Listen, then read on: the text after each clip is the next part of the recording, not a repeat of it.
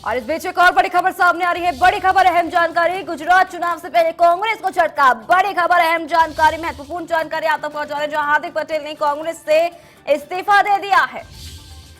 हार्दिक पटेल ने ट्वीट कर जानकारी दी है, मुझे विश्वास है जनता मेरे फैसले का स्वागत करेगी। तो बड़ी खबर, इस वक्त की अहम जानकारी, जहां उन्होंने ट्वीट कर कहा है, गुजरात के लिए सकारात्मक रूप से काम कर पाऊंगा और सरकार जो है इसका स्वागत करेगी, मेरे फैसले का स्वागत करेगी।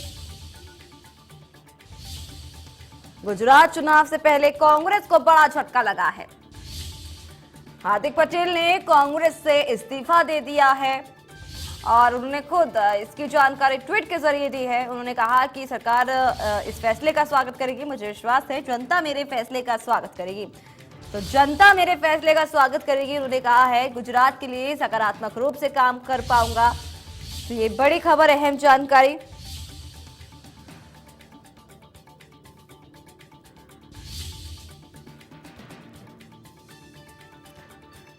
तमाम जानकारी के लिए हमारे साथ हमारे संवाददाता दिनेश हमारे साथ जुड़ चुके हैं। दिनेश, क्या पूरी जानकारी है?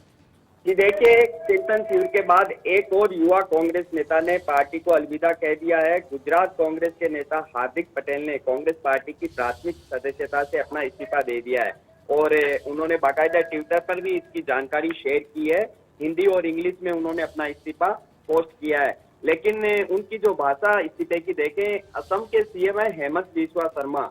उन्होंने जब कांग्रेस छोड़ी थी तो ये दावा किया था कि जब मैं राहुल गांधी से मिलता था तो उनका ज्यादा ध्यान मेरी बातें सुनने के बजाय अपने कुत्ते को बिस्किट खिलाने में रहता था। कुछ उसी तरह की भाषा का इस्तेमाल अपने इस्तीफे में किया हार्दिक पटेल ने कि मैं जब भी शीर्ष नेताओं से मिलता था दिल्ली में तो उनका ध्यान मेरी बातों और गुजरातियों और गुजरात की समस्या के बजाय मोबाइल और अन्य चीजों पर ध्यान रखता था, यानी वो मुझे नजरअंदाज करते थे।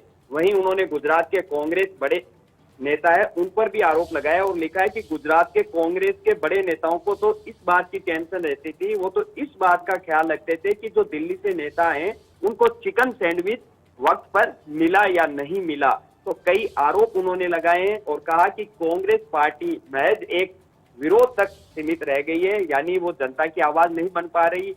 जो कई अहम मसले थे उस पर सोशल मीडिया या सड़कों पर उतरकर महज विरोध किया, यानी उसकी राजनीति सिर्फ विरोध यानी नेगेटिव नकारात्मक तक सीमित रहकर रह गई। तो इस तरह के आरोप हार्दिक पटेल ने इससे अपने जो इस्तीफा लिखा है उसमें उन्होंने लगाया है और उन्होंने कहा तभी आज राज्यों के अंदर आमजन कांग्रेस पार्टी को गंभीरता से नहीं लेते।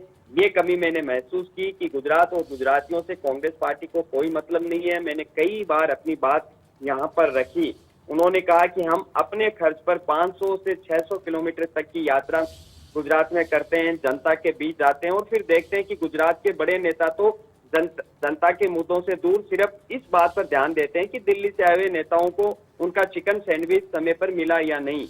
युवाओं के बीच में मैं जब भी गया तो सभी ने एक ही बात की कि आप कांग्रेस पार्टी में क्यों हो, कांग्रेस पार्टी में क्या कर रहे हो। इसने हर तरीके से, हर प्रकार से गुजरातियों का सिर्फ और सिर्फ अपमान किया है, उन्हें बेइज्जती की है, चाहे वह उद्योग का क्षेत्र हो, धार्मिक मसला हो या राजनीति का एरिया।